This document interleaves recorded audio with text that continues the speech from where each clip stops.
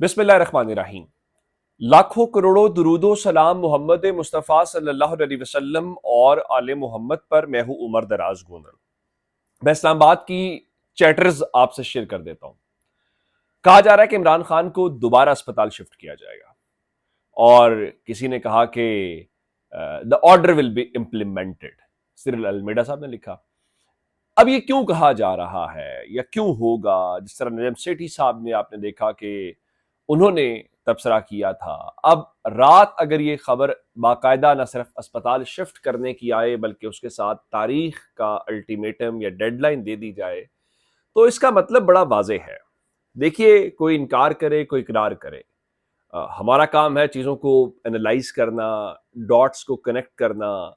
जब ये खुलेआम ये बात हो रही हो और फिर तारीख भी दे दी जाए तो फिर कुछ तो है। और इसीलिए हुकूमत, मैं बार बार कह रहा हूं, हुकूमत टेस्टर लगा रही है। हुकूमत दूध में मेंगनिया डालना चाहती है और हुकूमत टेस्टर लगा रही है कि क्या वो लम्हा आन पहुंचा। मैं एक छोटा सा तजिया दे देता हूं, फिर खबरों की तरफ बढ़ते हैं।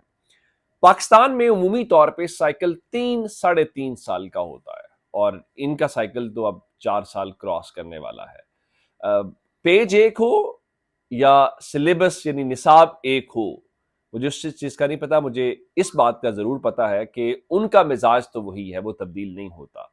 सो अब जो तमाशा करने वाले हैं उनको खबर दी जा चुकी है। हजरत इफ्तिखार आरिफ का वो शेर भी याद आ गया। तो अब हामिद मीर साहब सीनियर सहाफी हैं और मीर साहब इस्लामाबाद के अंदर होते हैं। पहली खबर उनकी इमरान खान से मुतल्लिक है। जिस तरह मैंने आपको बताया कि इस्लामाबाद के अंदर चैटर्स ये हैं कि खान साहब को दोबारा अस्पताल शिफ्ट किया जाएगा।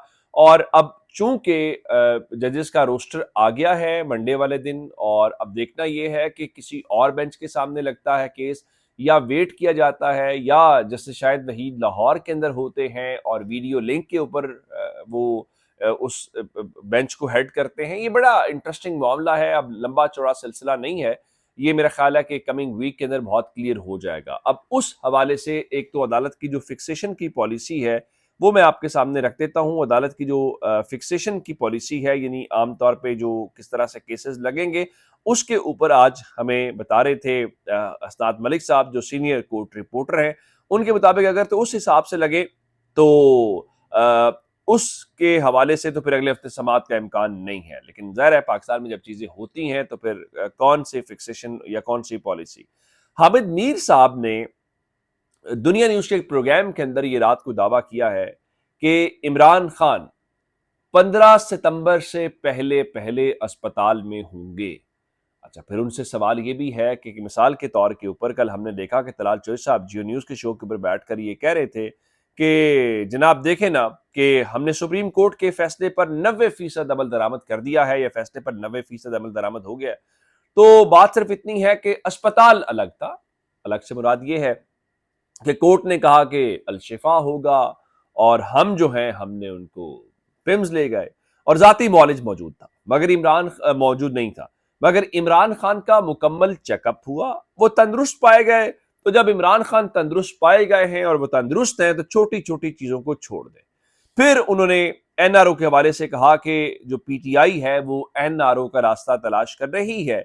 एक कैदी सीढ़ियां ऐसे ही चढ़े कि जैसे कोई जवान भी नहीं चढ़ सकता। तंदुरुस्त बंदे को आप जबरदस्ती सियासी बीमार बनाकर पेश करना चाहते हैं और एनआरओ का रास्ता निकालना चाहते हैं, जो तो ये आपकी ख्वाहिश होगी। लेकिन ये सारी बातें करने के दरमियान अगर इस वक्त हामिद मीर साहब कहें कि उनको 15 सितंबर तक शिफ्ट किया जाएगा या वो हो जाएंगे, तो उनका बात बड़ी सीधी सादी है कि देखिए, इमरान खान को इस वक्त माहिर डॉक्टर्स की तवज्जो चाहिए। तो हो सकता है कि कोई अदालती फैसला आ जाए। अगर फैसले में ताखीर भी हुई तो हुकूमत को 27 सितंबर के लॉन्ग मार्च से पहले उन्हें अस्पताल लाना पड़ेगा। तो अब एक तरफ उन्होंने ये बताया है कि इमरान खान अब 15 सितंबर से पहले पहले शिफ्ट हो जाएंगे। दूसरा कि हो सकता है कि इसके बारे में कोई अदालती फैसला आ जाए। तीसरा, ये जो 27 मार्च की बात है, देखें तहरीक इंसाफ बहुत कह रही है कि हम इंटैक्ट हैं और कल यानी आज बल्कि कहना चाहिए इतवार वाले दिन जो है सुहेल आफरीदी साहब जो हैं आज बुनेर जाएंगे और अब बुनेर के अंदर उन्होंने आज स्ट्रीट मूवमेंट का आगाज करना है। हाँ, एक बड़ी चीज दिलचस्प है। आप जानते हैं कि तहरीक इंसाफ ने 27 تاریخ کی لانگ مارچ کا یا احتجاج کا اعلان کر رکھا ہے. تو جو کسان اتحاد ہیں، جو خالد باٹ صاحب والا گروپ ہے، انہوں نے 25 ستمبر کو راول پنڈی کی طرف مارچ کا اعلان کر دیا ہے. اچھا، راول پنڈی چونکہ ویسے ہی خبروں کے اندر ہے، آپ جانتے ہیں کہ وہاں پر فوج کی تعیناتی کے حوالے سے محکمہ داخلہ پنجاب نے ایک ریکوزیشن بھیجی. وفاق نے آرٹیکل 245 کے تحت وہاں پر فوج کو تعینات کر دیا، اور فوج کی 3 کمپنیاں ڈپلوائے کی گئی ہیں اور اگلے 6 مہینے کے لیے کی گئی ہیں. لوگ بار بار سوال کر رہے ہیں کہ پنڈی کے اندر فوج کی تعیناتی کیوں کی جا رہی ہے. اچھا، عمومی طور پہ جب حالات کوئی ایسے ہوں تو رینجرز کی ڈپلوائمنٹ ہوتی ہے. پھر ہم نے دیکھا کہ منیر فاروق صاحب جو ہیں، انہوں نے رات 10 پر ایک ٹویٹ کیا اور انہوں نے کہا کہ reliable sources claim that there is nothing special about the deployment of 3 companies of Pakistan Army in District Rawalpindi. Drawing reference to any political element activity is absolutely uncalled for. It is a routine affairs deployment linked with the movement of dignitaries in the area. ان کے مطابق یہ routine کا معاملہ ہے اور کچھ dignitaries جو ہیں انہوں نے موو کرنا ہے. اب پہلا سوال یہ ہے کہ 6 مہینے کے لیے اگر میں جان کی امان پاؤں تو یہ سوال کر سکتا ہوں کہ عمومی طور پہ جب امن و امان کی صورتحال ہو تو رینجرز ڈپلوائے کی جاتی ہے. فوج کی ڈپلوائمنٹ پھر 6 مہینے کے لیے کیوں؟ اگر فوج کوئی خاص دنوں کے حوالے سے ہوگی تو خاص دنوں میں ڈگنیٹریز آئیں گے نا. 6 مہینے تو ڈپلوائمنٹ نہیں ہوگی.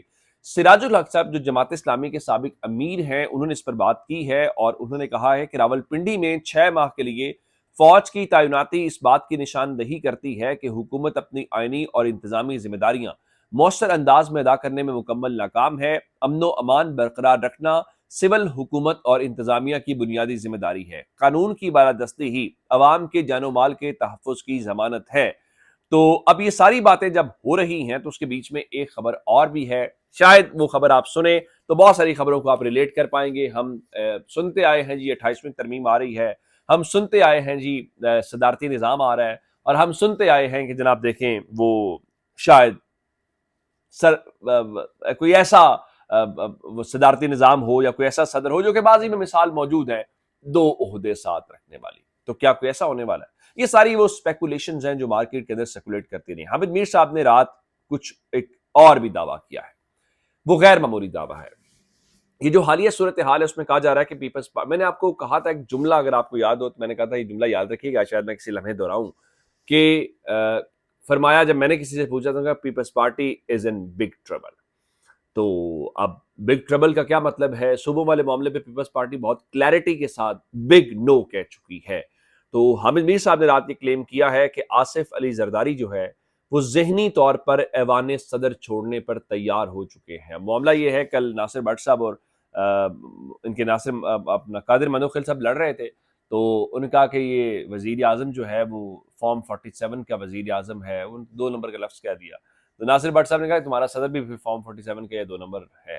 تو اب اگر وہ زرداری صاحب یہ چھوڑنے کے اوپر تیار ہو گئے ہیں تو پھر سوال یہ ہے کہ وہ خود تیار ہوئے ہیں یا کچھ ایسا ہونے والا ہے. دیکھیے، پہلے دن سے اس گورنمنٹ کی، اس سسٹم کی مورل اتھارٹی پر تو سوال ہو رہا تھا. کل شاید خاقان عباسی صاحب ایک ایونٹ کے اندر AR1 نیوز نے وی این پاکستان کے نام سے بٹھایا ہوا تھا، چونکہ آج کل پورا ماحول بنایا جا رہا ہے، چینلز بھی ذرا اسپیشل ٹرانسمیشنز کر رہے ہیں پاکستان کی گورننس کے معاملات کے اوپر، صوبوں کے اوپر. یہ اچانک یاد آیا نا سب کو کہ ہم نے یہ کرنا ہے. تو وہاں پر شاید خاقان عباسی صاحب کہہ رہے تھے کہ ملک طاقت سے نہیں چلتے، ملک مورل اتھارٹی، اخلاقی طاقت کے ساتھ چلتے ہیں. اور عوام نے جب ووٹ کسی اور کو دیا ہو اور اقتدار میں کوئی اور ہو تو بھلا ملک چل سکتا ہے؟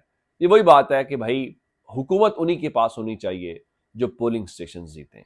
آپ RO کے کمروں سے جیت کر حکومتیں بنائیں گے تو پھر وہی کچھ ہوگا جو سخت ہو رہا ہے. یہ اب تک کی اپڈیٹس ہیں. اگر آپ نے ابھی تک چینل سبسکرائب نہیں کیا کر لیجیے. اپنا بہت سارا خیال رکھیے گا. خدا حافظ.